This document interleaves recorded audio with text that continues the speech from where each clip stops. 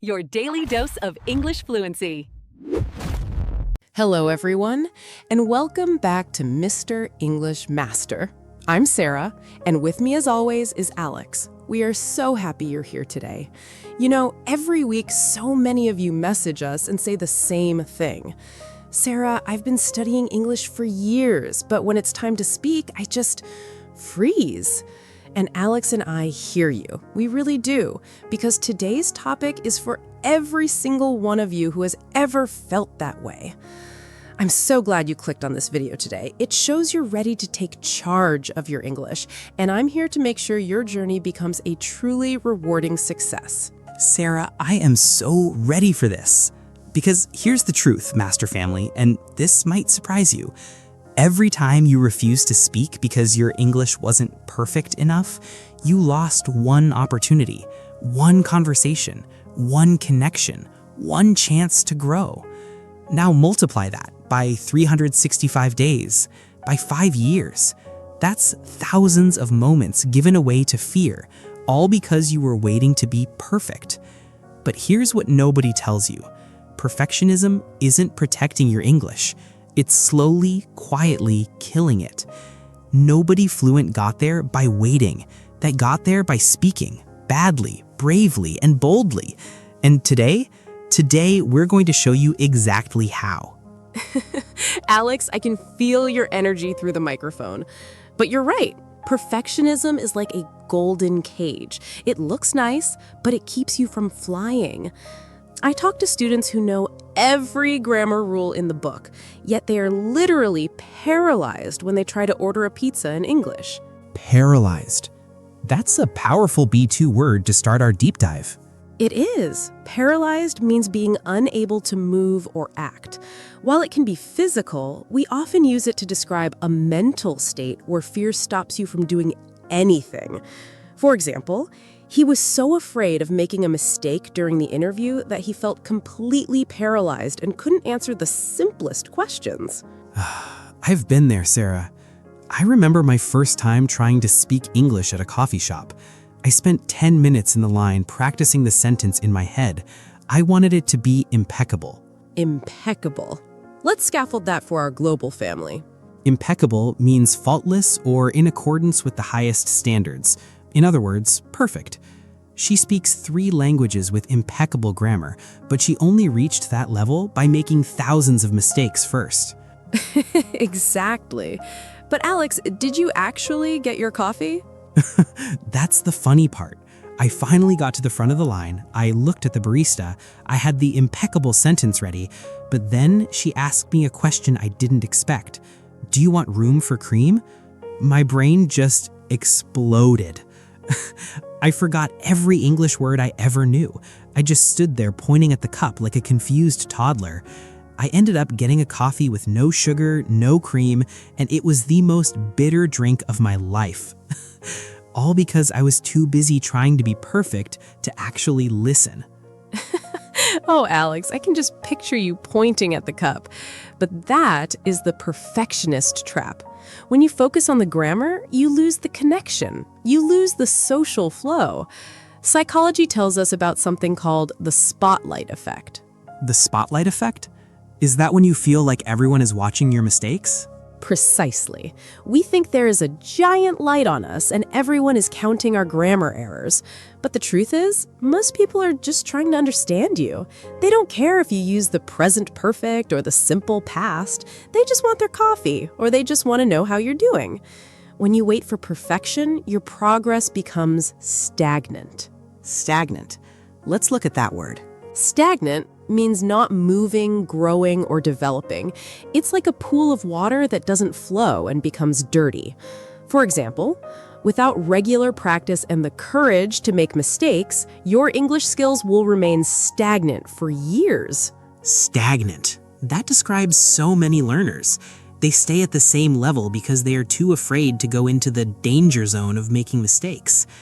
Sarah, I think we need to talk about authenticity. Authenticity. Scaffolding time. Authenticity is the quality of being real or true. It's about being yourself, mistakes and all. The audience connected with the speaker because of his authenticity. They didn't care that his English wasn't perfect because his message was powerful. That is the secret. People connect with people, not with grammar books.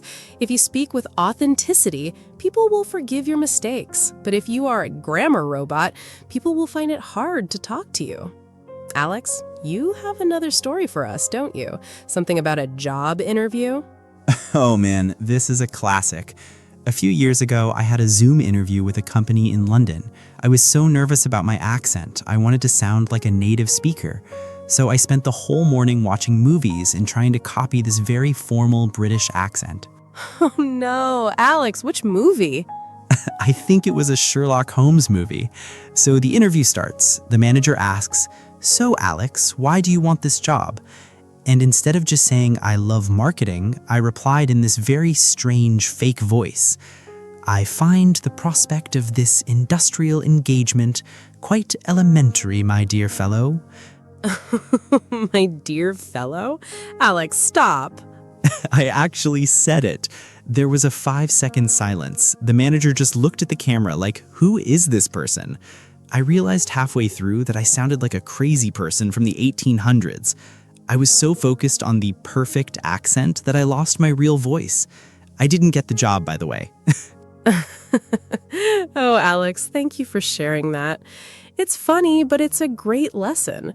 When we try to be perfect or someone else, we lose our power.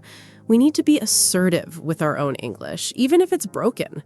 Assertive. That's a B2 word I love. Assertive means having or showing a confident and forceful personality. It's about standing your ground. You don't need perfect grammar to be assertive. You just need to speak clearly and believe in what you are saying. Yes, being assertive means saying, this is my English. It's not perfect, but I'm here to communicate. But Sarah, fear really inhibits us, doesn't it? Inhibit.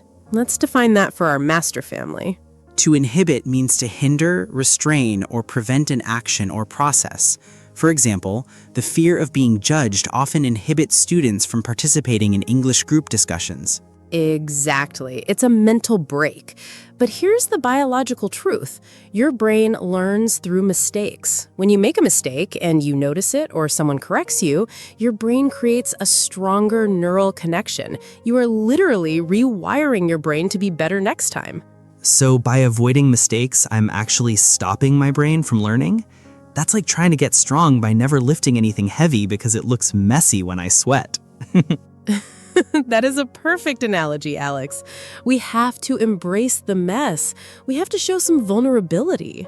Vulnerability. Scaffolding time. Vulnerability is the quality of being open to the possibility of being hurt or criticized. It means showing your real self, including your weaknesses.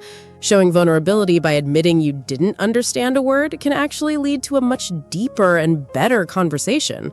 It's true. Every time I say, sorry, my English isn't great, can you repeat that? The other person usually smiles and becomes more helpful. It breaks the ice. It really does. You know, Alex, we see this a lot in hustle culture and social media. Everyone wants to show their perfect English journey, but no one shows the hundreds of times they said beach instead of bench or used the wrong word in a meeting. We need to celebrate the ugly English phase. The ugly English phase. I am the king of that. But you're right. Success is built on a mountain of ugly English. For our global audience, whether you are in Brazil, Japan, Bangladesh, or Italy, the struggle is the same. The fear is the same. But the reward is also the same. Freedom. Freedom to connect. Freedom to share your ideas. Alex, I want to give our listeners a challenge, a way to break the perfectionism spell. I'm listening. What's the plan? It's called the 3-second rule. When you have a chance to speak, don't give your brain more than 3 seconds to think. If you wait 5 seconds, your perfectionist editor will wake up and tell you to be quiet. Just count 3, 2, 1, speak. 3, 2, 1, go. I love that. It's like jumping into a cold pool. If you think about it too much, you'll never jump. But if you just go, splash, you're in. Exactly. And you'll find that the water is actually quite warm. Alex, I think our family has learned some very powerful concepts today. I can feel their confidence growing already. I can too, but before we move to the end, we have to lock these words in. Let's do the word tour, Sarah and Alex style. Let's do it. Our first B2 word was paralyzed. Right, like when I stood at the coffee shop pointing at a cup because I was too afraid to speak. Don't let your fear leave you paralyzed. Then we had impeccable, faultless, and perfect. We learned that trying to be impeccable actually makes you sound like Sherlock Holmes in a bad way. Aim for communication, not perfection. Next was stagnant, not moving or growing. If you don't use your English, it becomes stagnant like old water. Keep it flowing. Then we discussed authenticity, being your real, true self. Authenticity is your superpower. People want to hear you, not a grammar textbook. We also talked about being assertive, confident, and direct. You can be assertive even with 50 mistakes in one sentence. Just say it with confidence. Then we had inhibit, to restrain or hinder. Don't let the spotlight effect inhibit your growth. Nobody is judging you as much as you think. And finally, vulnerability, being open about your weaknesses. Showing vulnerability is the fastest way to make a real friend in a new language. What a list! Master family, I want you to remember this. Your English is a bridge. It doesn't have to be a perfect golden bridge. It just has to be strong enough to carry your thoughts to another person. Every mistake you make is just a brick in that bridge. Perfectly said, Sarah. Don't wait for one day when your English is perfect. That day doesn't exist. Even native speakers make mistakes. Start today. Speak badly, speak bravely, just speak. We believe in you so much. And hey, if you found this conversation helpful today, please hit that subscribe button. Joining the Mr. English Master family means you're choosing to grow every single day. It really does. We love having you here. And if you want to keep building that confidence, go check out our other videos like how to start a conversation or stop waiting for motivation. They are perfect follow-ups for today's talk. They really are. They will help you take these imperfect steps with even more joy. Now, we have a question for our global family. And Tegasek, where are you listening or watching from? Comment below. And our special question for today is, what is one funny or ugly English mistake you've made in the past, and how did it help you learn? Share your angry bread stories. Don't be shy. We read every single comment, and your stories inspire other learners to be brave too. Take a deep breath. You are doing better than you think. The world is waiting to hear your voice. Take care of your progress and take care of your hearts. We will see you in the next episode of Mr. English Master. Stay brave, stay real. Bye-bye. Bye-bye.